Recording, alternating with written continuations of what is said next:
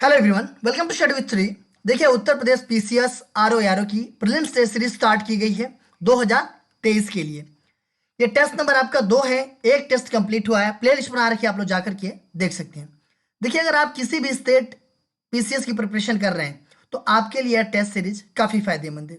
चाहे वो बीपीएससी हो, एमपीपीएससी हो, छत्तीसगढ़ पीसीएस हो, झारखंड पीसीएस हो, आरएस है, यूके पीसीएस हो या फिर उत्तर प्रदेश पीसीएस हो, ठीक है। किसी भी स्टेट पीसीएस की आप प्रिपरेशन कर रहे हैं तो आपके लिए काफ़ी फायदेमंद है। तो स्टार्ट करते हैं। फर्स्ट क्वेश्चन है, निम्न कथनों पर पढ़कर कूट के अनुसार सही उत्तर का चयन कीजिए। उपग्रह का कक्षीय वेग उसके द्रव्यमान पर निर्भर नहीं करता है। दूसरा है कि उपग्रह का कक्षीय वेग उसकी पृथ्वी तल से ऊंचाई पर निर्भर करता है। देखिए, क्वेश्चन पूछा जा रहा है कि इन कथनों को पढ़िए और कूट के अनुसार जो है कि सही उत्तर का चयन कीजिए। तो पहला दिया है कि उपग्रह का कक्षीय वेग जो होता है उसके द्रव्यमान पर निर्भर नहीं करता है, ठीक है। तो देखिए, बिल्कुल सही है कि उपग्रह का कक्षीय वेग उसके द्रव्यमान पर निर्भर नहीं करता है। किस पे निर्भर करता है? तो उपग्रह का कक्षीय वेग उसकी पृथ्वी तल से ऊंचाई पर निर्भर करता है। देखिए, ये भी सही है और ये भी सही है, तो ये हो जाएगा आपका सी ऑप्शन, 1 और 2 दोनों सही है। निम्न में से कौन सा प्रथम श्रेणी का उत्तोलक के अंतर्गत नहीं आता है? साइकिल के ब्रेक, पहिया, प्लास, कैंची। देखिए, पूछा जा रहा है कि कौन सा प्रथम श्रेणी के उत्तोलक के अंतर्गत नहीं आता है। सबसे पहले तो उत्तोलक, इस चीज को समझते हैं कि उत्तोलक होता क्या है। जिन लोगों ने साइंस पढ़ा होगा तो उनको पता होगा कि उत्तोलक क्या होता है। देखिए, उत्तोलक ऐसे बोल सकते हैं, एक प्रकार का सरल मशीन बोल सकते हैं, ठीक है। और ये उत्तोलक कितने प्रकार का होता है? तो ये उत्तोलक जो है कि 3 प्रकार का होता है। देखिए, अगर हम बात करें, देखिए इसमें 3 चीजें होती है। एक होता है आपका भार, ठीक है। एक होता है भार, उसके बाद से होता है आलंब, उसके बाद से होता है आपका आयास। देखिए, ये 3 चीजें होती है, ठीक है। भार, आलंब, आयास, ये 3 चीजें होती है। देखिए, प्रथम प्रकार का जो उत्तोलक होता है उसमें क्या होता है कि बीच में आलंब होता है। आलंब का मतलब देखिए ऐसी चीज जैसे, सपोज दैट, देखिए कैंची, अगर हम कैंची की बात करें तो कैंची कैसी होती है? ऐसी होती है, ठीक है। इस टाइप की कैंची होती है, ठीक है। यहाँ पे इसका आलंब होता है, ठीक है। यहाँ इसका ये मतलब जो पकड़े रहते हैं वो आयास है, और भार जो है कि कहाँ पे होता है? आगे होता है, ठीक है। तो कैंची क्या है? ये प्रथम प्रकार का उत्तोलक है जिसमें बीच में आलंब होता है और किनारे पे मतलब भार और आयास होता है। वो होता है आपका प्रथम प्रकार का उत्तोलक। देखिए, प्रथम प्रकार के उत्तोलक में क्या क्या चीजें आती है? कैंची हो गया, पिलास हो गया, कील उखाड़ने वाली मशीन हो गया और साइकिल का ब्रेक हो गया। ये सब प्रथम प्रकार के उत्तोलक में आता है। अगर देखिए द्वितीय प्रकार के उत्तोलक की हम बात करें तो यही जो भार है वो बीच में आ जाता है, ठीक है। भार जो है कि बीच में आ जाता है, आलंब जो है कि किनारे पर रहता है, और आयास भी किनारे पे रहता है, ठीक है। तो इसमें ये होता है भार। भारत कौन सा ऐसा मशीन है जिसमें भार जो है कि बीच में होता है? तो बीच में होता है जैसे सरौता। सरौता आप लोगों ने देखा होगा, बीच में जो है कि भार होता है। या नींबू निचोड़ने वाली मशीन, ऐसा होता है कि ये बीच में जो है कि क्या होता है, इधर आलंब होता है उसका, ठीक है। किनारे पे आलंब होता है और आपका आयास जो है कि इधर होता है, और बीच में जो है कि नींबू निचोड़ने वाली मशीन होती है, बीच में क्या, भार होता है। देखिए, पहला में जो है कि आलंब होता है, ठीक है। दूसरे में भार बीच में होता है, और तीसरे में क्या होता है, ये आयास जो है कि बीच में होता है। वो तृतीय प्रकार का उत्तोलक होता है, ठीक है। तो आप लोग समझ गए होंगे द्वितीय प्रकार का उत्तोलक अगर एग्जाम्पल दिया जाए तो सरौता है, नींबू निचोड़ने वाली मशीन है। और तृतीय प्रकार के उत्तोलक की हम बात करें तो तृतीय प्रकार की उत्तोलक जो है कि चिमटा। चिमटा आप लोगों ने देखा होगा घर में, किसान का जो हल है, ठीक है, मनुष्य का हाथ हम बोल सकते हैं, ठीक है, मुंह का जबड़ा बोल सकते हैं, ये तृतीय प्रकार का उत्तोलक है। तो यहाँ पूछा जा रहा है कि प्रथम श्रेणी के उत्तोलक के अंतर्गत नहीं आता है। देखिए, प्रथम श्रेणी के उत्तोलक में क्या आता है? कैंची आता है, प्लास आता है, ठीक है। और क्या आता है? साइकिल का ब्रेक आता है, पहिया। ये जो है कि आपका किस प्रकार का उत्तोलक है? तो ये जो है कि द्वितीय श्रेणी के उत्तोलक के अंतर्गत आता है पहिया। तो ये हो जाएगा आपका बी ऑप्शन, ठीक है। इस सूफी संप्रदाय ने योग क्रिया को अपनाया था? सत्तारी, सुहरावर्दी, कादिरिया, चिश्तिया। किस सूफी संप्रदाय ने योग क्रिया को अपनाया था? कौन सा वो सूफी संप्रदाय था जो कि योग क्रिया को अपनाया था? तो वो था आपका सत्तारी। ठीक है, सत्तारी जो है कि ये जो है कि योग क्रिया को अपनाया था। देखिए, सत्तारी की स्थापना की अगर हम बात करें तो ये शेख अब्दुल सत्तार के द्वारा किया गया था। ठीक है, अगर हम बात करें सुहरावर्दी की तो इसकी स्थापना शेख जियाउद्दीन अबुल जीद इन्होंने किया था और भारत में जो है कि बहाउद्दीन जकारिया किया था। अगर हम बात करें कादिरिया इसकी तो ये जो है कि मोहम्मद कादिर चिल्लानी, ठीक है, इन्होंने किया था और भारत में जो है कि शाह नियामतुल्लाह और मखदूम जिलानी ने किया था। चिश्तिया की हम बात करें तो इसकी स्थापना जो है कि अब्दाल चिश्ती, भारत में जो है कि इसका ख्वाजा मोइनुद्दीन चिश्ती ने किया था। ठीक है, तो ये हो जाएगा आपका ए ऑप्शन। 1936 ईस्वी में अखिल भारतीय किसान आंदोलन, अखिल भारतीय किसान सम्मेलन कहाँ बुलाया गया था? आगरा, लखनऊ, दिल्ली, कानपुर। 1936 में अखिल भारतीय किसान सम्मेलन कहाँ बुलाया गया था? तो ये बुलाया गया था आपका लखनऊ में। देखिए, इसकी अध्यक्षता किसने किया था? तो सहजानंद सरस्वती के द्वारा किया गया था और इसके सचिव कौन थे? तो एनजी रंगा थे। निम्न घटनाओं का सही कालक्रम है: बैरम खां का पतन, असीरगढ़ की विजय, अबुल फजल की हत्या, हल्दी घाटी का युद्ध। देखिए, जो भी घटनाएं हैं इसका सही कालक्रम क्या है ये बताना है। अगर हम बात करें बैरम खां का पतन का, तो बैरम खां का पतन कब हुआ? 1560। बैरम खां का पतन जो है कि 1560 ईस्वी में हुआ। अगर हम बात करें असीरगढ़ का विजय, तो ये जो है कि आपका 1601 में हुआ था और यह जो है कि अकबर की अंतिम विजय थी। असीरगढ़ की विजय अकबर की अंतिम विजय थी और यह 1601 में हुआ था। अबुल फजल की हत्या के अगर हम बारे में बात करें तो अबुल फजल की हत्या जो है कि 1602 ईस्वी में हुआ था और जहांगीर के शासनकाल में हुआ था। और किसने किया था? तो वीर सिंह बुंदेला के द्वारा किया गया था अबुल फजल की हत्या। हल्दी घाटी का युद्ध, हल्दी घाटी का युद्ध कब हुआ था? 1576 ईस्वी में हुआ था। ठीक है, किसके किसके बीच हुआ था? तो महाराणा प्रताप और अकबर के बीच हुआ था। तो देखिए, सही कालक्रम की अगर हम बात करेंगे तो इसमें से कौन हो जाएगा? 1560 पहले नंबर पे आएगा ये। ठीक है, दूसरे नंबर पे आएगा आपका ये, तीसरे नंबर पे आएगा ये और चौथे नंबर पे आएगा ये। तो ये हो जाएगा 1423। 1423 कौन सा है? तो आपका हो जाएगा डी ऑप्शन 1423। बुध ग्रह के संबंध में निम्न कथनों पर विचार कीजिए। सूर्य का सबसे कम समय में चक्कर लगाने वाला ग्रह बुध है। बुध ग्रह ने के कोई उपग्रह नहीं है। उपरोक्त कथनों में से कौन से इस कथन सही है? बात की जा रही है बुध ग्रह की। ठीक है, पूछा जा रहा है कि सूर्य का सबसे कम समय में चक्कर लगाने वाला ग्रह कौन सा है? बुध है। देखिए, अगर हम बात करें बुध की तो सूर्य के सबसे नजदीक ये ग्रह है बुध। ठीक है, बुध जो है कि सूर्य के सबसे नजदीक ग्रह है और बुध सूर्य का परिक्रमा कितने दिनों में करता है? तो ये करता है आपका 88 दिनों में। ठीक है, बुध जो है कि सूर्य का परिक्रमा 88 दिनों में करता है और बुध जो है कि सबसे छोटा उपग्रह भी है। ठीक है, दूसरा है कि बुध ग्रह के कोई उपग्रह नहीं है। ठीक है, बिल्कुल सही है कि बुध ग्रह का कोई भी उपग्रह नहीं है। देखिए, बुध है और एक कौन सा ग्रह है जिसके उसके भी कोई उपग्रह नहीं है? तो वो है शुक्र। बुध और शुक्र ऐसे ग्रह हैं जिनके कोई भी उपग्रह नहीं है। तो देखिए, ये भी पहला भी सही है आपका, दूसरा भी सही है, तो आपका हो जाएगा सी ऑप्शन। 1 और 2 दोनों सही है। सूची फर्स्ट को सूची सेकंड से सुमेलित कीजिए तथा सूचियों के नीचे दिए गए कूट का उपयोग करके सही उत्तर कर चयन कीजिए।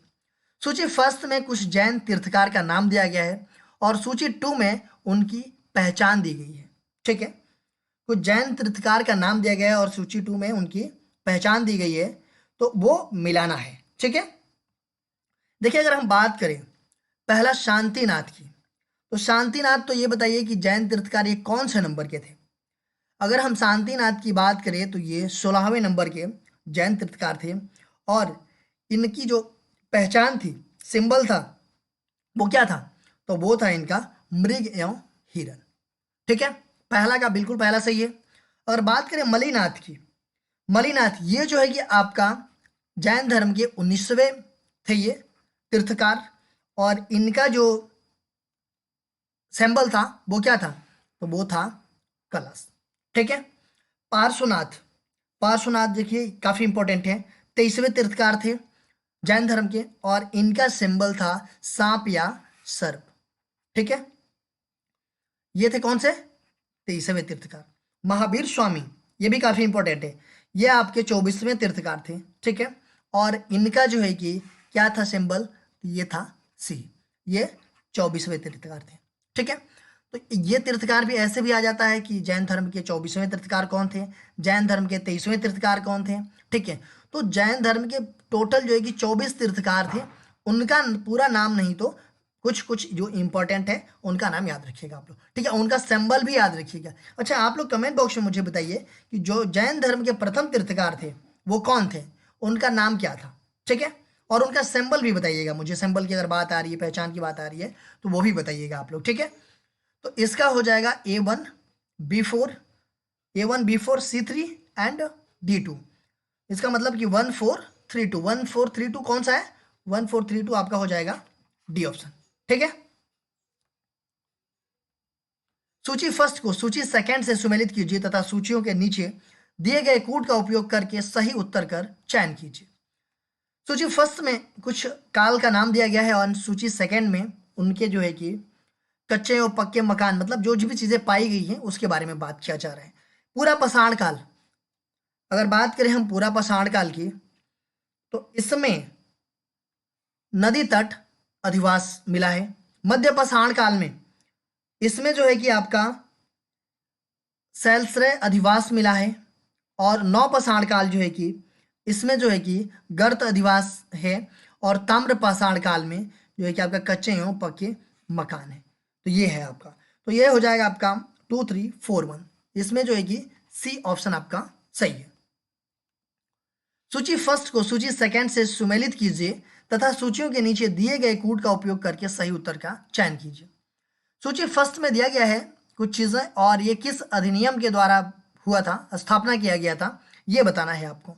नियंत्रण परिषद की स्थापना कौन से अधिनियम के अंतर्गत हुआ था, नियंत्रण परिषद की स्थापना ये हुआ था पिट्स का भारतीय अधिनियम 1784 के अंतर्गत। सर्वोच्च न्यायालय की स्थापना काफी इंपॉर्टेंट है, बहुत बार क्वेश्चन में आता है कि सर्वोच्च न्यायालय की स्थापना कौन से अधिनियम के तहत किया गया था। तो सर्वोच्च न्यायालय की स्थापना जो है कि आपका किया गया था, जो नियामक अधिनियम है 1773 ईस्वी में। ठीक है, इंग्लिश मिशनरियों को भारत में कार्य करने की अनुमति ये किस अधिनियम के तहत दिया गया था, तो ये दिया गया था आपका चार्टर अधिनियम 1813 के अंतर्गत।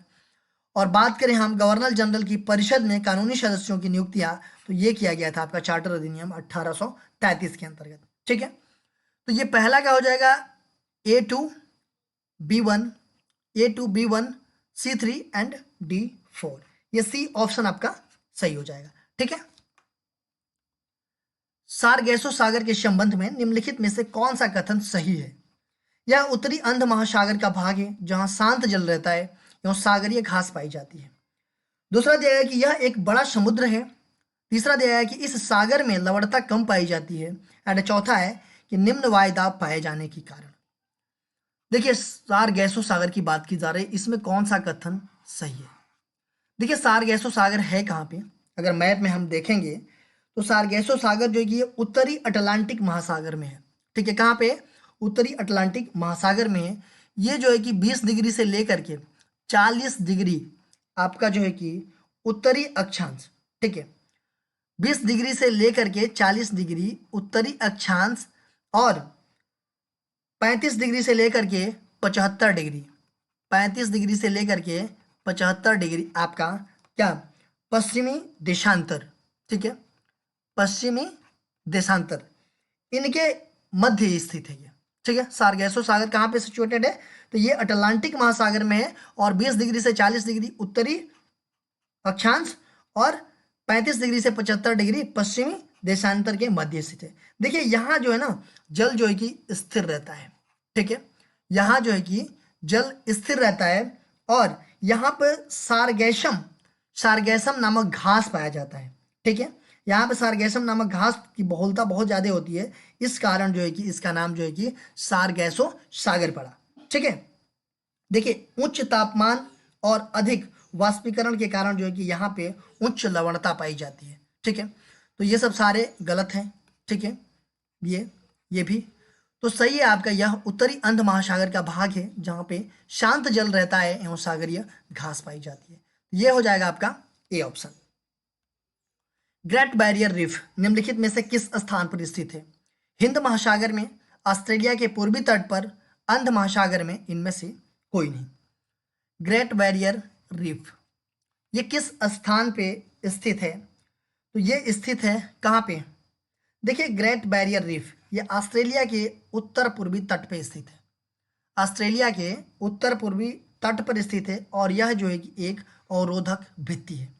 देखिए यह विश्व की सबसे विस्तृत अवरोधक भित्ति है। ठीक है, तो ये कहाँ है?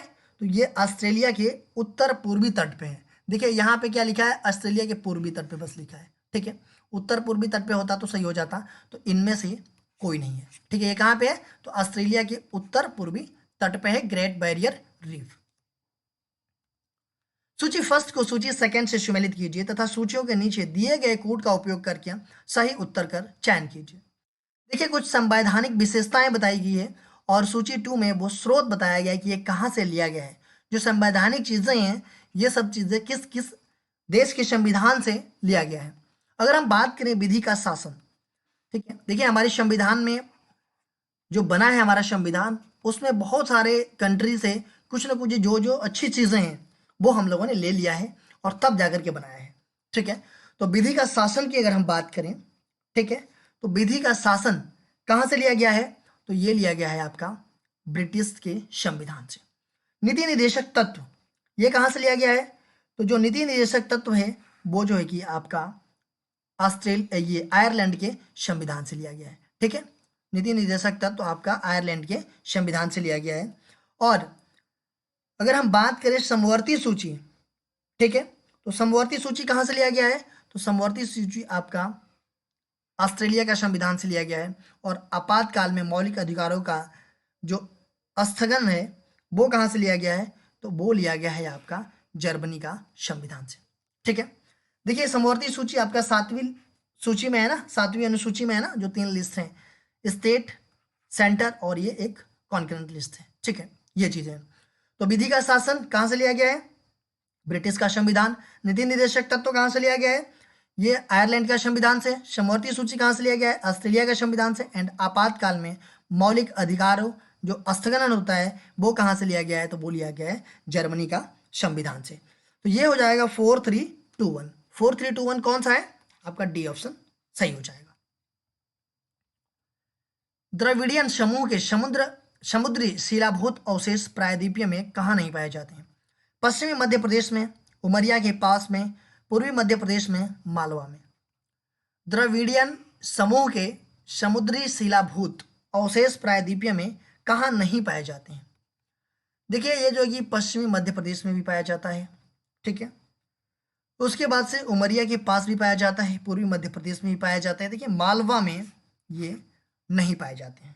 मालवा में क्या पाया जाता है? तो मालवा के पठार में ये जो है कि क्रिटेशियन काल की ज्वालामुखी लावा से यह निर्मित चट्टान पाई जाती है यहाँ पे मालवा में। ठीक है, ये हो जाएगा आपका सी ऑप्शन। निम्नलिखित में से किसने काम रूप में वैष्णव धर्म का प्रवर्तन किया था? चैतन्य, रामानुज, शंकरदेव, पुरंदरदास। पूछा जा रहा है कि निम्नलिखित में से किसने काम रूप में वैष्णव धर्म का प्रवर्तन किया था? तो वो किया था शंकरदेव ने। सी ऑप्शन आपका सही है। देखिए शंकरदेव ने काम रूप में वैष्णव धर्म का प्रवर्तन किया। शंकरदेव जो है कि 1449 से 1568, ठीक है, 1449 से 1568 के मध्यकालीन ये असम के एक महानतम सुधारक थे शंकरदेव। ठीक है, देखिए इनका जो संदेश था वो विष्णु या उनके अवतार जो कृष्ण है उनके प्रति जो है कि पूर्ण भक्ति पर केंद्रित था। देखिए इनकी शिक्षाओं का सार जो है कि एकेश्वरवाद है शंकरदेव का। तो ये हो जाएगा आपका सी ऑप्शन। निम्नलिखित में से हड़प्पा सभ्यता का कौन सा नगर 3 भागों में विभाजित था? कालीबंगा, लोथल, चन्हुदड़ो धौलावीरा। पूछा जा रहा है कि वो हड़प्पा का कौन सा नगर था जो कि 3 भागों में विभाजित था। तो वो हड़प्पा का नगर है आपका धौलावीरा। धौलावीरा कहाँ पड़ता है? ये पड़ता है आपका गुजरात में, गुजरात प्रांत के कच्छ जिले में जो कि ये पड़ता है। अगर हम बात करें तो ये जो है कि एक विशाल बस्ती है, ठीक है। ये 1967 से 68 ईस्वी तक जो है कि जगपत जोशी ने जो है कि एक विशाल बस्ती के अवशेष खोजे थे यहाँ पे। किसने? तो जगपत जोशी ने, ठीक है। इन्होंने इसे हड़प्पा का विशालतम दुर्गीकृत स्थल घोषित किया। किसे? धौलावीरा ने। और कौन किया? तो ये जो जगपत जोशी थे इन्होंने किया, ठीक है। देखिए धौलावीरा ये 3 खंडों में विभाजित था। कौन कौन खंड? तो दुर्ग, उसके बाद से मध्य, उसके बाद से निचला। दुर्ग, मध्य और निचला नगर में ये जो है कि विभक्त था। देखिए इसका जो उत्खनन का कार्य हुआ था वो किसने करवाया था? तो डॉक्टर रविंद्र सिंह बिष्ट के द्वारा करवाया गया था। और यहाँ से मकान कच्ची ईंटों से बनी हुई पाई गई थी, ठीक है। तो ये है आपका डी ऑप्शन। सूची फर्स्ट को सूची सेकंड से सुमेलित कीजिए तथा सूचियों के नीचे दिए गए कूट का उपयोग करके सही उत्तर का चयन कीजिए। सूची फर्स्ट एंड सूची सेकंड। उत्परिवर्तन का सिद्धांत किसने दिया? उत्परिवर्तन का सिद्धांत जो है कि किसने दिया? तो ये दिया डी ब्रिज ने, ठीक है। 1901 में ये जो है कि ह्यूगो डी ब्रिज ने दिया था उत्परिवर्तन का सिद्धांत। विकास का सिद्धांत जो है कि डार्विन ने दिया था। और एक जीन एक एंजाइम की परिकल्पना किसने किया था? तो ये किया था बीडल और टैटम ने। और ओपेरान की अवधारणा जो है कि ये किया था जैकोब और मोनोड ने। तो ये हो जाएगा आपका A4B3 मतलब 4312, ठीक है। 4312 ये कौन सा ऑप्शन हो जाएगा? तो ये सी ऑप्शन हो जाएगा 4312। निम्नलिखित घटनाओं को काल क्रमानुसार व्यवस्थित कीजिए और नीचे दिए गए कूट की सहायता से सही उत्तर चुनिए। अमृतसर हत्याकांड कब हुआ था? अमृतसर हत्याकांड ये हुआ था 1919 ईस्वी में। चौरी चौरा कांड ये कब हुआ था? तो चौरी चौरा कांड हुआ था 5 फरवरी 1922 को। 5 फरवरी 1922 को चौरा चौरी कांड हुआ था। चंपारण की घटना ये कब हुई थी? तो 1917 में हुआ था। और मोपला विद्रोह जो हुआ था ये हुआ था 1921 के करीब हुआ था मोपला विद्रोह। तो इसमें अगर हम व्यवस्थित करें कालक्रमानुसार तो कौन सा हो जाएगा? 1917 पहले नंबर पे आएगा, ठीक है। ये उसके बाद से 1919 दूसरे नंबर पे आएगा एंड तीसरे नंबर पे ये आएगा एंड चौथे नंबर पे ये आएगा। ये हो जाएगा 3142 कौन सा है? 3142 ये हो जाएगा आपका बी वाला ऑप्शन। अली बंधु निम्नलिखित में से किससे संबंधित थे? भारतीय राष्ट्रीय कांग्रेस, खिलाफत आंदोलन, भारत छोड़ो आंदोलन, नाजीवाद। अली बंधु किससे संबंधित थे ये? तो ये संबंधित थे आपके खिलाफत आंदोलन से, ठीक है। अगर हम बात करें खिलाफत आंदोलन की तो भारत में खिलाफत कमेटी की स्थापना जो है कि 1918 में किया गया था, ठीक है। 1918 ईस्वी में हुई थी। और इसका मुख्य उद्देश्य क्या था? तो इसका मुख्य उद्देश्य था कि तुर्की के साम्राज्य के बंटवारे के खिलाफ और खलीफा के पक्ष में आंदोलन करना था। क्या इसका उद्देश्य था? तो तुर्की के साम्राज्य के बंटवारे के खिलाफ और खलीफा पक्ष में आंदोलन करना था, ठीक है। तो ये इसका मेन उद्देश्य था। देखिए इसके सदस्य कौन कौन थे? मौलाना अबुल कलाम आज़ाद अंसारी, हकीम अजमल खां, मौलाना शौकत अली, मौलाना मोहम्मद अली, ये सब सारे जो है कि इस आंदोलन के प्रमुख नेता थे, ठीक है। ये हो जाएगा आपका बी ऑप्शन। सूची फर्स्ट को सूची सेकंड से सुमेलित कीजिए तथा सूचियों के नीचे दिए गए कूट का उपयोग करके सही उत्तर का चयन कीजिए। देखिए अंतःस्रावी ग्रंथियों का नाम दिया गया और स्रावित हार्मोन्स दिया गया है, ठीक है। ये मिलाना है। अगर हम बात करें जनन ग्रंथि की तो इसका जो हार्मोन्स है, जो स्रावित होने वाला हार्मोन्स है, वो हो जाएगा आपका प्रोजेस्टेरॉन, ठीक है। पीयूष ग्रंथि इसका है आपका वृद्धि हार्मोन्स। और अग्नाशय की हम बात करें तो इसका है आपका इंसुलिन। और अधिवृक्क का हो जाएगा कार्टिसोन, ठीक है। तो ये हो जाएगा आपका 2314 2314 कौन सा है? पहला वाला ऑप्शन हो जाएगा। देखिए आदिवा राह द्रम सिक्के किसने चलवाए थे? प्रतिहार भोज, राजेंद्र चोल, कलचूरी कर्ण, बाघेल, बिशल देव। आदिवा राह द्रम सिक्के किसने चलवाए थे? तो ये चलवाया था प्रतिहार भोज। देखिए प्रतिहार भोज ये जो है कि गुर्जर प्रतिहार वंश के शासक थे और इन्होंने आदि बराह के सिक्के चलवाए थे। ये हो जाएगा आपका पहला ऑप्शन। देखिए क्वेश्चन पूछा गया था पिछले वीडियो में कि भारत में निर्धनता के स्तर का आकलन कैसे किया जाता है? परिवार की औसत आय के आधार पर, परिवार की उपभोग व्यय के आधार पर, विभिन्न राज्यों के प्रति व्यक्ति आय के आधार पर, और इनमें से कोई नहीं। तो भारत में जो निर्धनता है उसके स्तर का आकलन किया जाता है आपका परिवार के उपभोग व्यय के आधार पर। बी ऑप्शन आपका सही है। आज का क्वेश्चन देख लेते हैं। निम्नलिखित में से किस मुसलमान शासक ने तीर्थ यात्रा कर समाप्त कर दिया था?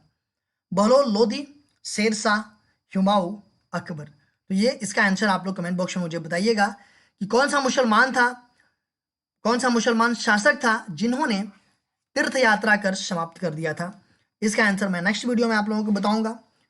देखिए आप मेरे चैनल को सब्सक्राइब कर लीजिए, बेल आइकन को भी प्रेस कर लिए कि आपको नोटिफिकेशन मिल जाए। देखिए मेरा दूसरा चैनल है श्री जीएस पॉइंट, इसको भी सब्सक्राइब कर बेल आइकन को प्रेस कर लीजिए। स्टडी विद श्री मेरा एक पेज है फेसबुक पे, इसको भी फॉलो कर लीजिए। स्टडी विद श्री 25 और श्री जीएस पॉइंट ये इंस्टाग्राम की हमारी आईडी है ये दोनों। और स्टडी विद श्री आपको टेलीग्राम पे ये मिल जाएगा, टेलीग्राम की आईडी है। इन सब सारे का लिंक आपको डिस्क्रिप्शन बॉक्स में दे रखा है, आप लोग वहाँ क्लिक करेंगे तुरंत आप यहाँ पे पहुँच जाएंगे। देखिए वीडियो अच्छी लगती है तो आप लोग लाइक किया कीजिए, कमेंट्स किया कीजिए एक अच्छा सा, और अपने दोस्तों में जरूर शेयर किया कीजिए। अगर वीडियो अच्छी नहीं लगती है तो आप लोग डिसलाइक कर दिया कीजिए और कमेंट बॉक्स में मुझे बताइए कि डिसलाइक क्यों किया। वीडियो देखने के लिए धन्यवाद।